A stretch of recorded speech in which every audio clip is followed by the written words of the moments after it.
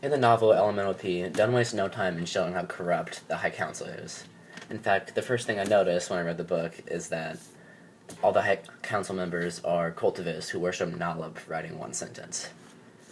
Dunn portrays all the High Council members as being crazy except for Roderick Little.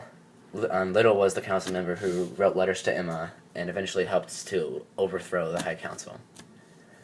The meaning that the members get from that single letter Z falling off on Nalab's monument is amusing because of how insane it is.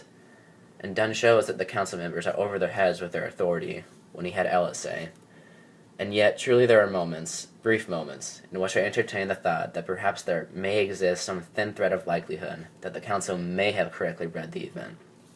That's on page 7. Through this quote, Dunn expresses the idea that governments are only as good as the people who run them, and also that the abuse of authority in any government is avoidable by electing fair leaders who let the citizens live in a fair society. But because the council views Nalab as some immortal force who planned out their destinies, they do abuse their authority, and they punish the inhabitants for not following the imaginative laws that they think Nalab gave them.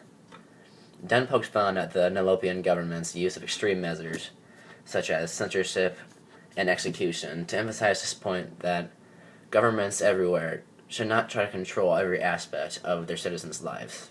And he threw an example of this when he had Mrs. Togate write, "I started painting my torso in pretty hues, and I am a human abstract painting." Clearly Mrs. Togate was driven crazy, probably because of the lead paint she was rubbing into her body, but when she died of lead poisoning, it symbolized how whole countries can fall apart when their government constantly critiques and punishes them for no reason. The whole book summarizes Dunn's belief that the role of a government should be to set fair laws, and that they should only intervene with its citizens when those laws are broken. By doing this, it gives the country independence and freedom.